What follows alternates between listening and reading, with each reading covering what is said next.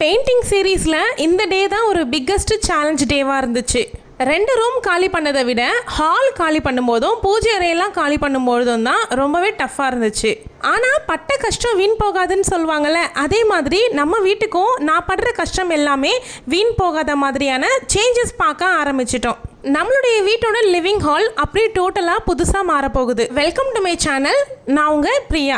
என் சேனலை சப்ஸ்கிரைப் பண்ணி தொடர்ந்து ஆதரவு கொடுத்துட்ருக்க உங்கள் எல்லாருக்குமே ரொம்ப நன்றி. இனிமேல் சப்ஸ்கிரைப் பண்ண போகிறவங்களுக்கும் ரொம்ப ரொம்ப நன்றி. இந்த வீடியோ 17th அன்னைக்கு சண்டே எடுத்திருந்த video. Sunday as usual painters வரமாட்டாங்க அப்படின்னு நான் ஆல்ரெடி போட்டிருந்த வீடியோவில் சொல்லியிருந்தேன். மண்டே அண்ட் டியூஸ்டே 2 நாளும் சேர்த்து வரவே இல்லை. அதனால் 2 ரூம்னுடைய திங்ஸுமே ஹாலில் தான் இருந்துச்சு. அதை கம்ப்ளீட்டாக எது வேணும் வேணாங்கிறத செக் பண்ணிவிட்டு அதை தான் அரேஞ்ச் பண்ணி வச்சுட்டு அதன் பிறகு ஹாலில் இருக்க திங்ஸ் எல்லாமே காலி பண்ணி திரும்பவும் பெட்ரூமில் கொண்டு போய் வச்சுட்டோம். சண்டே அன்னைக்கு மாமியாருமே ஊர்லேருந்து வந்திருந்தாங்க எங்களுக்கு ஹெல்ப் பண்ணணும் அப்படிங்கிறதுக்காக. பட் அவங்க வர்றதுக்கு முன்னாடியே ஒரு 60% ஒர்க்கை நாங்களே முடிச்சிட்டோம். ஏன்னா பெரிய விஷயமா இருந்ததே அந்த 2 ரூம்னுடைய திங்ஸும் மொத்தமாக காலி பண்ணி எடுத்துகிட்டு வந்து ஹாலில் வச்சது. அதுக்கப்புறமா 3 பரன் மேலே இருக்க திங்ஸையும் கொண்டு வந்து வச்சுட்டு எது வேணும் வேணாங்கிறதெல்லாம் செக் பண்ணுறது, இதெல்லாமே மேஜர் பார்ட்டில். ஸோ அதெல்லாமே நாங்கள் ஓவரால் முடிச்சிட்டோம்.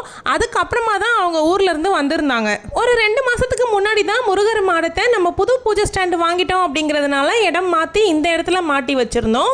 இப்போ பெயிண்டிங் பண்ண போகிறோம் அப்படிங்கிறதுனால இதையுமே கழட்ட வேண்டியதாக தான் இருக்குது. ஊர்லேருந்து அத்தை வரும்பொழுதே எங்களுடைய சின்ன நாத்தனாரையும் அவங்க பசங்களையும் சேர்த்து தான் கூட்டிகிட்டு வந்திருந்தாங்க. அவங்க என்னுடைய பெரிய நாத்தனார் வீட்டில் இருந்து தான் இங்கே வந்தாங்க. ஸோ நான் வந்து அவங்க பசங்களையும் சின்ன நாத்தனாரையும் இப்போதைக்கு இங்கே வேண்டாம் அப்படின்னு சொல்லிட்டோம்.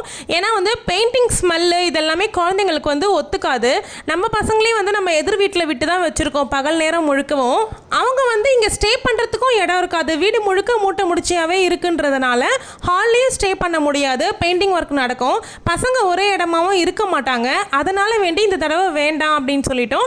அத்தை மட்டும் வந்திருந்தாங்க. சின்ன நாத்தனார் வந்ததுக்கான மெயின் ரீசனே வந்து அவள் வந்து ஒரு 4-5 நாள் இங்கே தங்கிட்டு எங்களை அவங்க வீட்டுக்கு கூட்டிகிட்டு போகலாம் அப்படின்ற பிளான் தான் நாங்கள் ஃபஸ்ட்டு பேசி வச்சுருந்தோம். பெயிண்டிங் ஒர்க் ஸ்டார்ட் பண்ணுறதுக்கு முன்னாடி பெயிண்டிங் ஸ்டார்ட் பண்ணிட்டோம் அப்படிங்கிறதுனால என்னால் அங்கே போக முடியாமல் ஆயிடுச்சு. இன்ன வரைக்கும் ஒர்க்கு போயிட்டே தான் இருக்குது.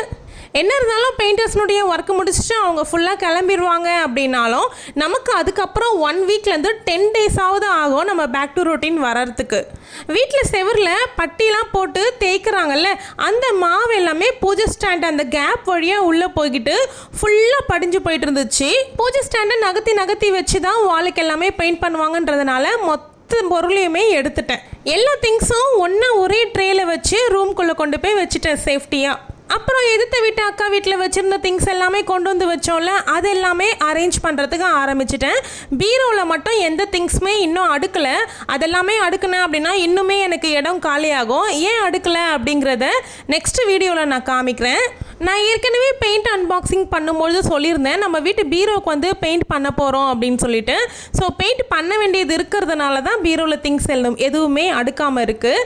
பெயிண்ட் பண்ணுற வீடியோவும் எடுத்திருக்கேன். அதுவுமே அப்கமிங்கில் உங்களுக்காக நான் போஸ்ட் பண்ணுறேன். பெயிண்டர்ஸ் ஒரு 2 நாள் கேப் விட்டதும் நல்லா தான் போயிடுச்சு. எங்களுடைய ஒர்க்கு ஓவரால் ஓரளவுக்கு முடிக்கிறதுக்கு எங்களுக்கு வந்து ரொம்பவே யூஸ்ஃபுல்லாக இருந்துச்சு. அதுக்கப்புறமா அவங்க வந்து வெட்னஸ்டே வந்து ஒர்க்கை ஸ்டார்ட் பண்ணிட்டாங்க ஹாலில் பெயிண்ட் அடிக்கிறதுக்கு.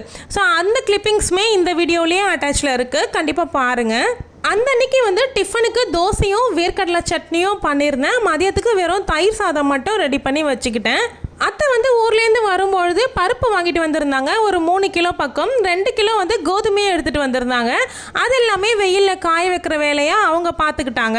பூஜை அறையில் பாருங்கள் எந்த அளவுக்கு டஸ்ட் படிஞ்சிருக்கு அப்படின்னு. இந்த பட்டி மாவு தான் வெள்ளையாக போயிட்டு படிஞ்சிட்ருக்கு. நம்மளுடைய இந்த ஹாலை இப்போ தான் இந்த மாதிரி கலரில் பார்த்துக்க முடியும். இதுக்கப்புறமா அப்படியே கலர் சேஞ்ச் ஆயிரும். மொத்த திங்ஸும் எடுத்தாச்சு. ஸ்பீக்கர்ஸ் எல்லாமே அவங்க எடுத்துகிட்டு அப்படியே பெயிண்ட் பண்ணிக்குவாங்க. டிவி மேலே எதுவும் பெயிண்ட் பற்ற போகுது அப்படிங்கிறதுனால அதை வந்து கவர் பண்ணியாச்சு. பெரிய பெரிய திங்ஸ் எல்லாமே அப்படியே அந்தந்த இடத்துலயே வச்சாச்சு. முன்னாடி இழுத்து வச்சுக்கிட்டு அவங்க வந்து பெயிண்ட் பண்ணிட்டாங்க. சோஃபா மேலே மட்டும் ஒரு 2 பெட்ஷீட் போல் விரித்து விட்டுட்டோம். அதில் எதுவும் படாமல் இருக்கணும் அப்படிங்கிறதுக்காக. அத்தை எப்போல்லாம் ஊர்லேருந்து வந்தாலும் நம்ம வீட்டில் ஏதாவது சிமெண்ட் ஒர்க் பண்ண வேண்டியது இருக்கா அப்படிங்கிறத பார்த்துக்கிட்டே இருப்பாங்க. சிமெண்ட் வாங்கிட்டு வந்து எம்சாண்ட் வாங்கிட்டு வந்து அதை ரெண்டுத்தையும் கலந்து இந்த மாதிரி ஏதாவது போட வேண்டிய இடம் இருந்துச்சு அப்படின்னா அதை அவங்களே பூசி விட்டுருவாங்க. மண் வண்டி, கல் வண்டி, தண்ணி லாரி இந்த மாதிரி எல்லாம் போகும்பொழுது இந்த மேடை மேலே ஏற்றி போயிடுறதுனால ஃபுல்லாக உடஞ்சி போய் டேமேஜ் ஆகிட்டு இருந்துச்சு. கோலம் போடுற இடம் எல்லாமே, அந்த இடம் எல்லாமே சிமெண்ட் பூசி விட்டுட்டாங்க. அப்புறம் நம்ம வீட்டுக்கு வெளியில் இடது பக்கம் நெல்லிக்காய் மரம் இருக்கும்ல, அந்த இடத்துல நிறைய பில்லு எல்லாமே முளைச்சிட்டு இருந்துச்சு. அது எல்லாமே க்ளீன் பண்ணி பிடுங்கி போட்டு வச்சுருந்தாங்க. அவங்க செய்கிற மாதிரி எதுவும் வேலை எதுவுமே பெண்டிங் கிடையாது, எல்லாமே நாங்கள் முடிச்சு வச்சுட்டோம்.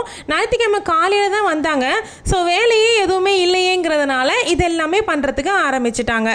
இந்த வீடியோ வந்து அதுக்கு அடுத்து வந்து புதன்கிழமை எடுத்திருந்த வீடியோ தான். ஹால் எல்லாத்துக்குமே பெயிண்டிங் பண்ணுறதுக்கு ஸ்டார்ட் பண்ணிட்டாங்க. அத்தை நல்லா டென்ஷன் ஆகிட்டாங்க, எதுக்குடா வந்தோம் அப்படின்னு யோசிக்கிற அளவுக்கு. அவங்க வந்து நல்லா நடந்துக்கிட்டே இருக்கிற ஆள். இந்த மாதிரி ஒரே இடமா அடைஞ்சிருக்கணும் அப்படின்னா அவங்களால முடியவே முடியாது. வீட்டுக்குள்ளேயே இருக்கணும்னாவே முடியாது, அதுலேயும் ஒரே ரூமில் இருக்கணும் அப்படின்னா சொல்லவே வேண்டாம். உள்ள 2 பேர் பெயிண்ட் பண்ணிகிட்டு இருக்கும்போதே வெளியில் 2 பேர் வந்து கேட் எல்லாமே பெயிண்ட் பண்ணுறதுக்கு முன்னாடி ஃபுல்லாக தேய்ச்சி எடுப்போம் பார்த்தீங்களா, சொரன்னு இருக்கிற இடம்லாம், அது எல்லாமே தேய்ச்சிக்கிட்டு இருந்தாங்க பெயிண்ட் பண்ணோம் அப்படிங்கிறதுக்காக. ஒரு 3 நாள் பெயிண்டர்ஸ் வராமல் கேப் ஆனதுனால கொஞ்சம் விறுவிறுன்னு வேலை நடக்க ஆரம்பிச்சிச்சு புதன்கிழமையிலேருந்து. ஒரு சின்ன மிஸ்டேக்கு, அத்தை வந்து ஞாயிற்றுக்கிழமை வந்தாங்க அப்படின்னு சொன்னல, கிடையாது, திங்கக்கிழமை வந்திருந்தாங்க. ஒரு நாள் கிழமையுமே தெரிய மாட்டேங்குது. கேலண்டர்லேருந்து எல்லாமே எடுத்து ஏற கட்டி வச்சுட்டோம் அப்படிங்கிறதுனால ஃபோனில் தேதி பார்த்தா தான் தெரியுது. ஹாலில் வேலை செஞ்ச அந்த அன்னைக்கு ஒரு நாள் நாடகம் பார்க்க முடியல அப்படிங்கிறதுனால ரொம்பவே டென்ஷன் ஆகிட்டாங்க. நான் என்ன பண்ணேன் அப்படின்னா ஃபோனில் லைவ் சேனல் ஆன் பண்ணி கொடுத்துட்டேன். ஒரு முக்கியமான ஒரு 3 நாடகம் மட்டும் பார்த்துக்கிட்டாங்க. பெயிண்ட் அடிக்கிறவங்கள ஒரு வழி பண்ணிட்டாங்க. பெயிண்ட் அடிக்கிறீங்க அப்படின்னா ஒரே பக்கமாக அடிச்சுக்கிட்டு போக வேண்டியது தானே, மாற்றி அடிக்கிறீங்க, இந்த பக்கம் கொஞ்சம் அடிக்கிறீங்க, அந்த பக்கம் கொஞ்சம் அடிக்கிறீங்க, ஒரே பக்கமாக முடிச்சிட்டிங்கன்னா நாங்கள் டிவி போட்டு பார்த்து போகல அப்படின்னு சொல்லி அவங்கள நச்சரிக்க ஆரம்பிச்சிட்டாங்க. அதுக்கப்புறமா தான் நான் கூப்பிட்டு, பரவாயில்லத்த அவங்க விருப்பம் போல் பண்ணட்டும், நம்ம எதுவும் சொல்ல வேணாம், நீங்கள் வாங்க நான் உங்களுக்கு ஃபோனில் நாடகம் வச்சு தரேன் அப்படின்னு சொல்லிட்டு அவங்க வழக்கமாக கண்ணிமைக்காமல் பார்க்குற நாடகம்லாம் எதுவோ அதை மட்டும் ஒரு 3 நாடகம் ஃபோனில் வச்சு கொடுத்துட்டேன். அவங்களும் பார்த்துட்டாங்க. அந்த அன்றைக்கே ஹால் ஒர்க்கு கம்ப்ளீட்டாக முடிச்சிட்டாங்க. நெக்ஸ்ட் டே கிச்சன் தான் பெயிண்ட் பண்ண போகிறோம். ஸோ கிச்சனில் இருக்க எல்லா திங்ஸும் எனக்கு காலி பண்ணி வச்சுடுங்கன்னு சொல்லிட்டு கிளம்பிட்டாங்க.